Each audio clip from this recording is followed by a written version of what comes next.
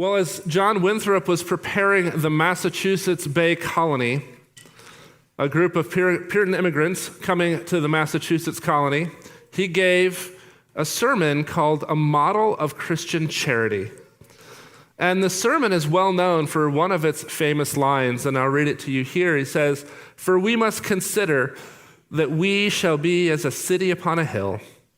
The eyes of all people are upon us, so that if we shall deal falsely with our God, we shall be made a story and a byword throughout the world." You see, the Puritans earned their name because it came from a desire to purify the church and Christian life from what they believed were corruptions that had accumulated over time. And Winthrop envisioned, as they came to the Massachusetts colony, that they would be creating a new community where there would be an opportunity to live faithfully before God. And they hoped that that also be a way they could do so visibly to the world.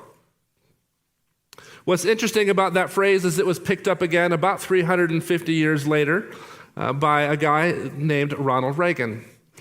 And during his first election campaign, the city on the hill became a defining metaphor for him about America. And here's what he said. "Well, America became more than a story or a byword. I believe that Americans are every bit as committed to that vision of a shining city on a hill as they were those long ago settlers." You see, in Reagan's hands, the biblical image of a city upon a hill became the image of America itself, of hope, of freedom, and exceptionalism.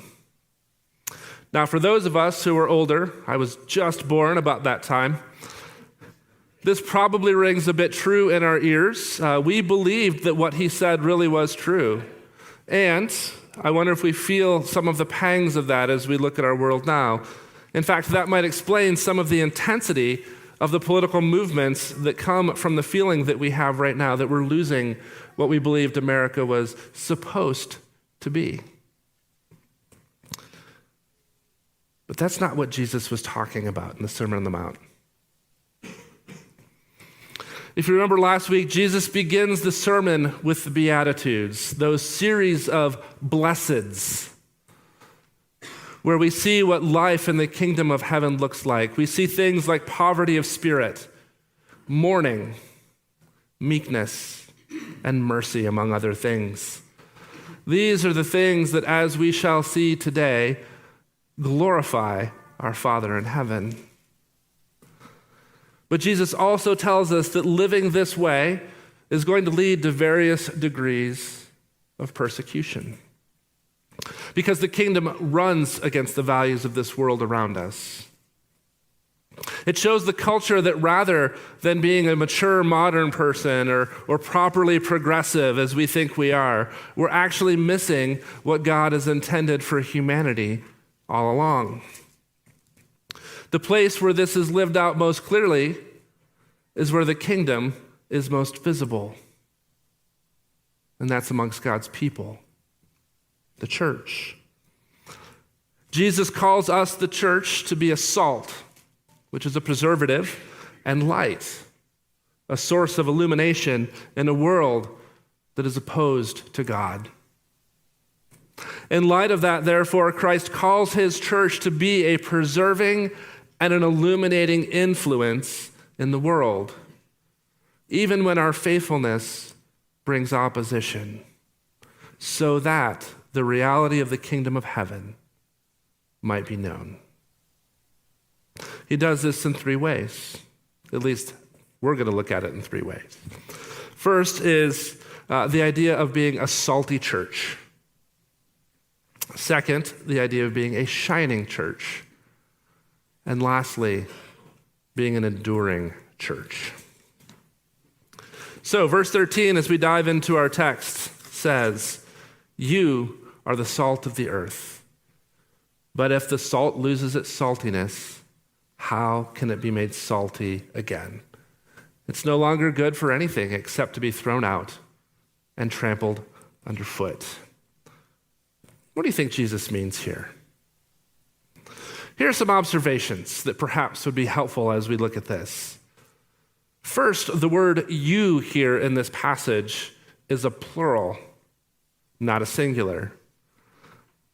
We often have a tendency in our Western culture to think very individually. When we see you, the first thing we think of is me, right? I'm the you in that sentence.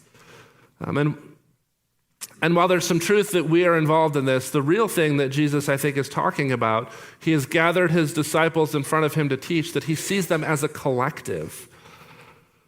Jesus is addressing them.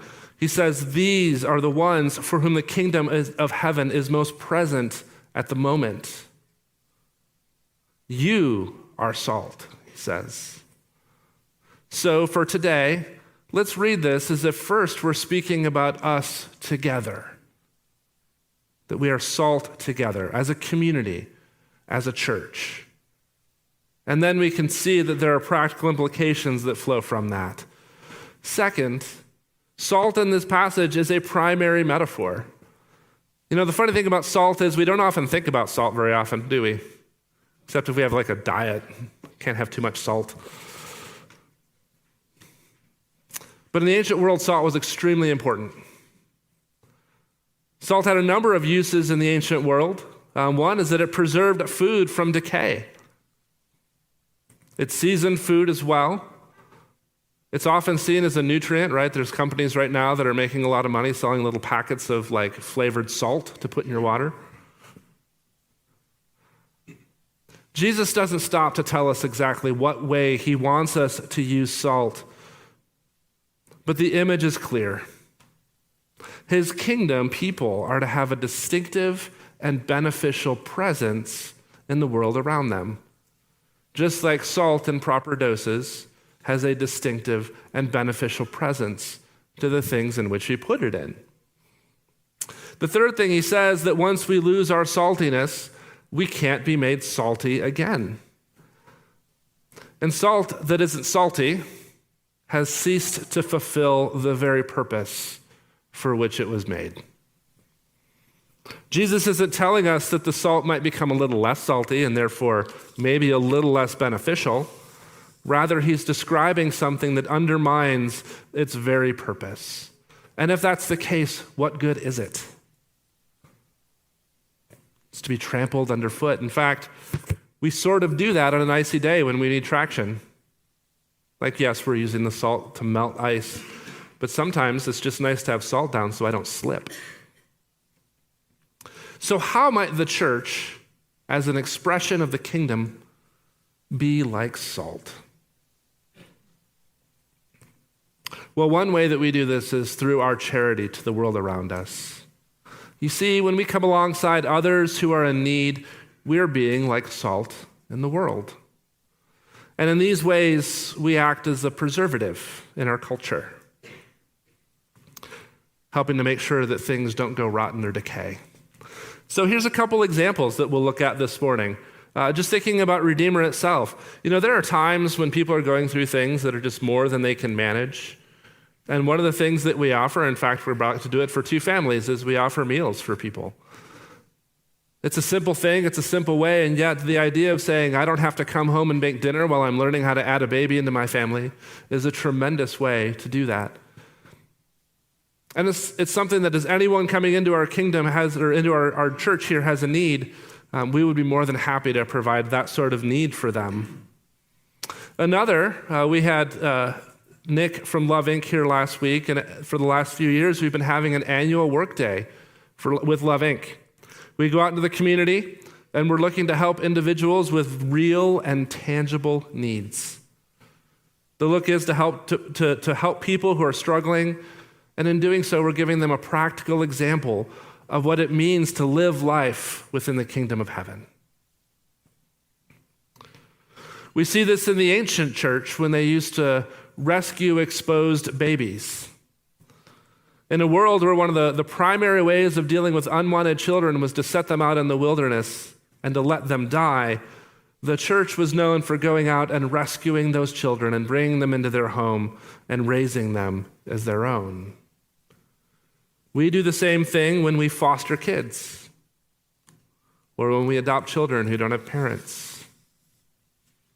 We often do similar things when we come alongside Zoe Care in the community, either as a sponsor or a volunteer in order to help women who are in need of reproductive care. We also see this in how the ancient church dealt with slavery. Slavery was not just common in the Roman world. In fact, there were millions of slaves all throughout the empire. Many of the early Christians were probably slaves, and as Darren has reminded us, when you hear the name Secundus and Tertius, those are numbers. Because oftentimes slaves were not named, but slaves were numbered. Paul wrote a whole letter introducing a kingdom reality into the master-slave relationship. He writes a letter to a slave owner named Philemon, whose slave Onesimus had run away. And Paul's like, hey, he ran away, he's become a Christian, and he's been really helpful to me. I send him back to you, but I send him back to you not just as a slave now, but as a brother. And one of the implications many scholars would say of the letter is, maybe you should start having him be less of a slave and more of a brother. And if you could you send him back to me? Because he's really helpful. And we see this even more clearly in the life of someone like William Wilberforce, who was an English politician who spent decades of his career looking to end the slave trade throughout England. And all of this was directly because of his faith. Well, since we don't generally keep slaves anymore, when the church advocates for proper justice in a world where justice isn't present, we are doing the same thing. We are being salt in a world that needs to be preserved and seasoned rightly. When we care for refugees and seek to find safe places for people, that's another example of being salt in the world. But all the good works that we've just shown don't replace the gospel. In fact, they help to embody it. Our proclamation of the gospel doesn't excuse us from the good works that Jesus has planned for us. They actually flow from the reality that the kingdom is here. And the kingdom doesn't exist simply to make life better or to make dreams come true or to fulfill even what Ronald Reagan's dreams for America might be. But it comes rather to redeem sinners, to break generational patterns of sin, and to give us what we need most: connection to God. We do these good things not because of merit or any good they do us personally, but because they glorify God. And they bring life to those who are dying, physically, metaphorically, and spiritually. So what does it mean then for us to lose our saltiness? Well, one thing that would be to stop caring about the kingdom. When our engagement with the world around us stops us from bringing the reality of Christ and the call to his kingdom life with it, all we're doing is behavior modification.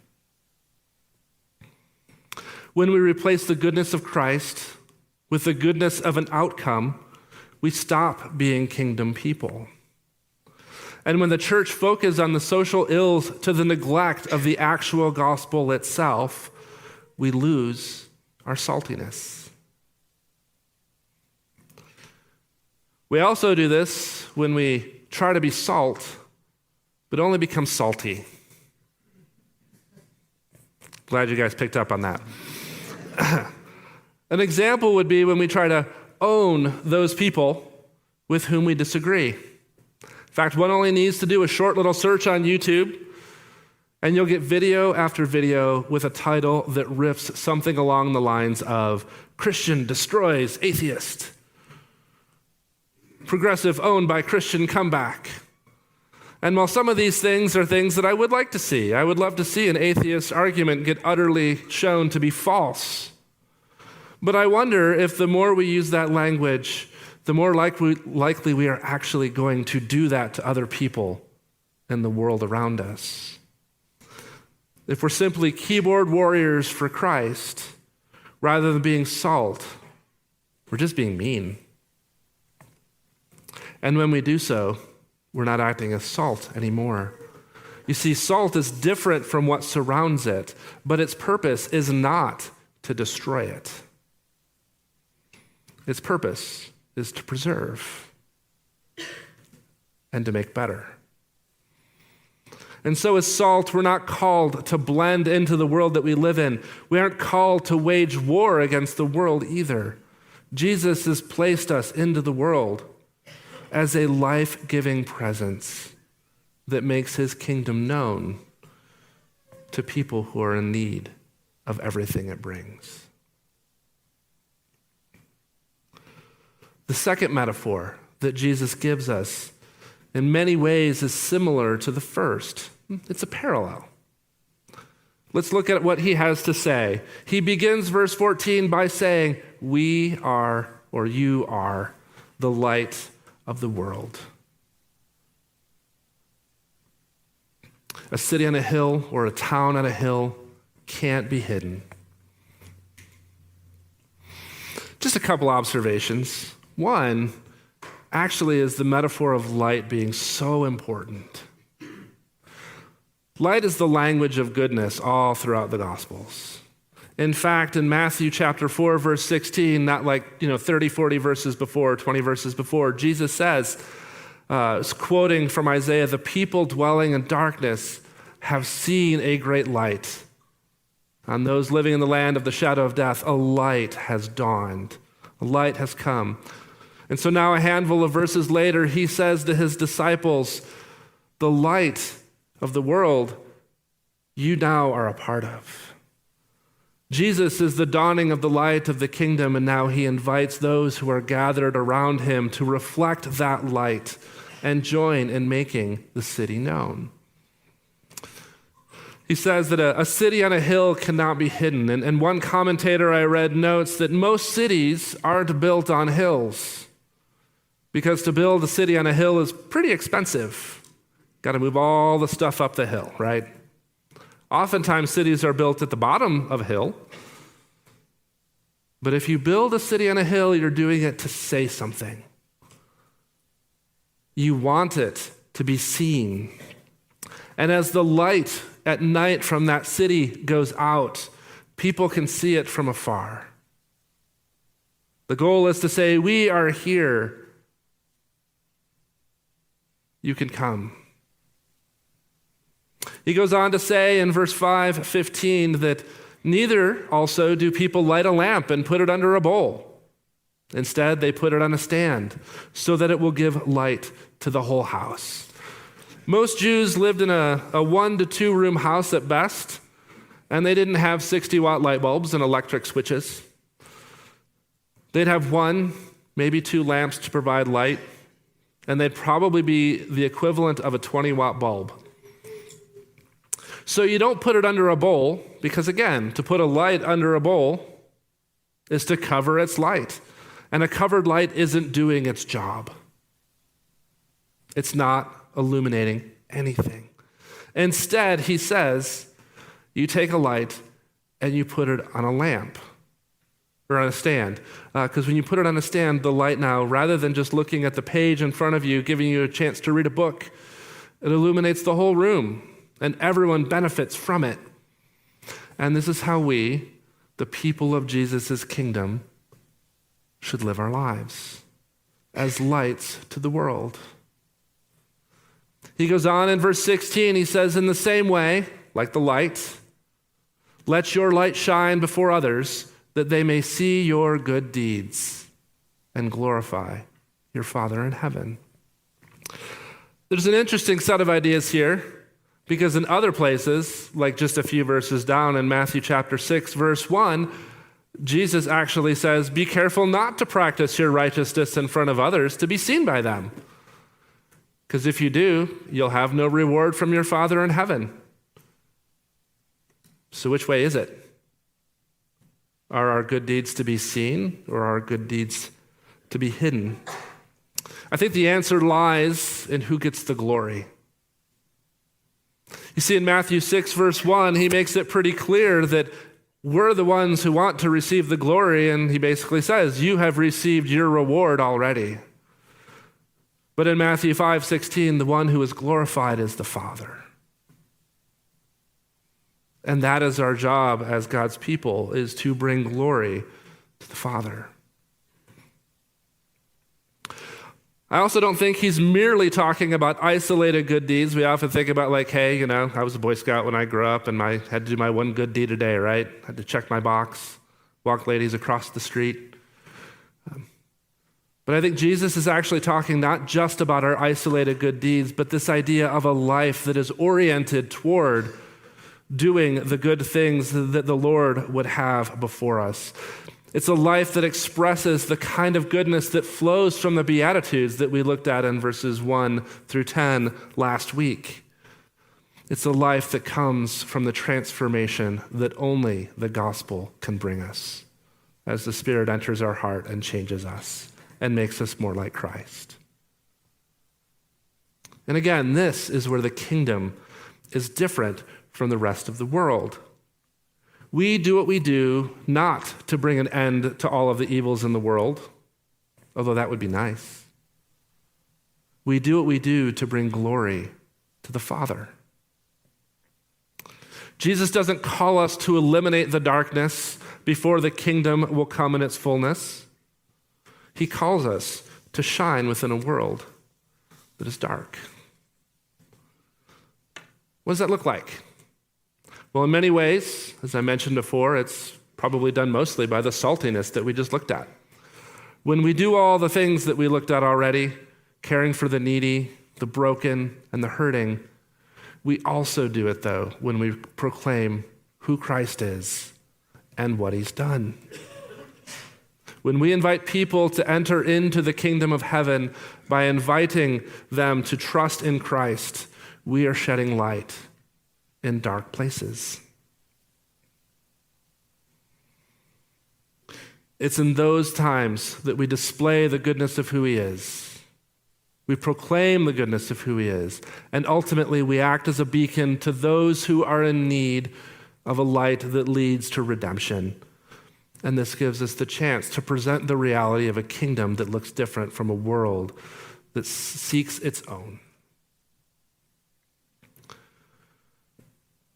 You think everyone would want this, right? You'd think. Who would object to caring for the hurting? Or to mercy? Or to charity? I mean, surely if we lived this way, the world would welcome us, right? The world would love the people of God for doing that. But Jesus tells us no. That's not what's going to happen. In verse 11, he says that we will be insulted, persecuted, and that people will give false testimony and say evil about us because of him. One thing we should understand from this passage is not that we might experience negative consequences. I think Jesus is assuming that we will experience negative consequences. And I realize that living in modern America, it's sort of different for us to think about some of those things compared to, say, living in China or in India where they're shutting down churches and closing doors. But we often experience things that Jesus says. Let's think about a couple examples. He starts by saying, when they insult you. There are times in the media that Christians are portrayed as being less intelligent as, say, more modern people.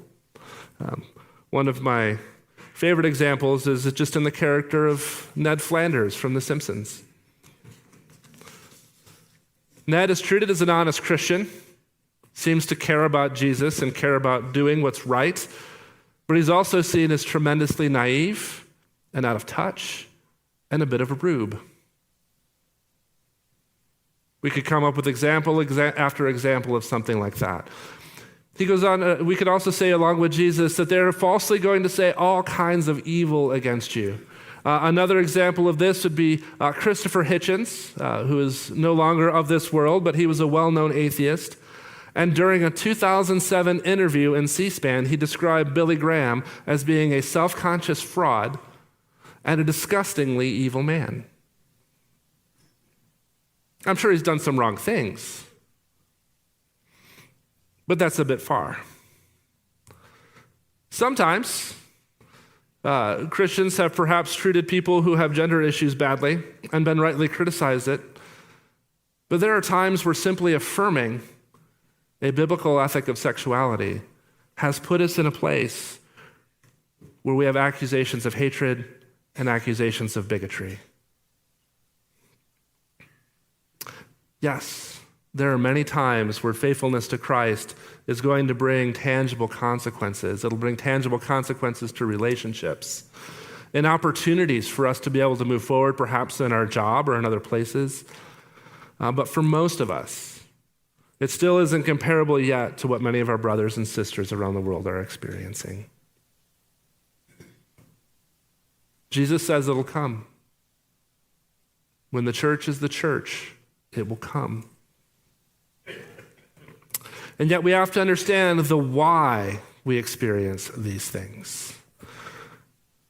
It's because of Jesus. And he says in verse 15, on my account. It is because of me. If you are disliked or hated because you are actively being an antagonist, you are not being salt and light for the kingdom. But when we suffer because we're truly representing Christ, when we live out the realities of the gospel, poverty of spirit, mercy, meekness, peacemaking, etc., our lives expose the realities of a world that is in opposition to Christ, and they will hate us for it. But you see, this is where the calling to be salt and light is most needed. It's when we are the ones who are suffering. Because when we suffer for the sake of Christ and his kingdom, we're just like the prophets, as he tells us. They also suffered for speaking truth to a rebellious Israel. And the disciples of Christ become like prophets to the world around them. And one thing that's true of the biblical prophet is they will always be persecuted. But rather than giving in for the sake of comfort or in the hopes of being accepted by the world, Jesus rather calls us to endure for the sake of the kingdom. Jesus even goes further. He doesn't merely tell us to endure it. He tells us in verse 12 to rejoice and be glad. Why? Not because persecution is good, but because your reward is great in heaven. You see, the best the world can offer us is a few decades at best of rewards and riches. But Jesus offers us rewards with the Father, and those are eternal. In the Beatitudes, Jesus redefined what it means to be blessed. The world tells us you're blessed when people respect you or approve of you or think well of you. Jesus responds with, blessed are you when they revile you because of me. As we embrace the reality of life with Christ and his kingdom, we are called to be faithful. You see, he never promised that if we're salty or bright enough that things would be easy. He calls us to endure when the darkness pushes back. But the beauty of this is Jesus doesn't ask us to do something that he hasn't done himself. He's already walked this road before us. The scriptures tell us that Jesus was mocked, that he was falsely accused, that he was rejected, and ultimately he was crucified on our behalf. So the King who calls us to endure persecution endured that very same thing himself, and he invites us then to join in his experience as we bring the reality of his kingdom to earth. And he doesn't ask us to do it alone. He sends his Spirit. His Spirit indwells the church as a whole. His Spirit indwells our hearts to make us more salty and more like light, and to help us endure. So let's close and pray and thank the Lord for the gifts he's given us and the strength to be his church in the world.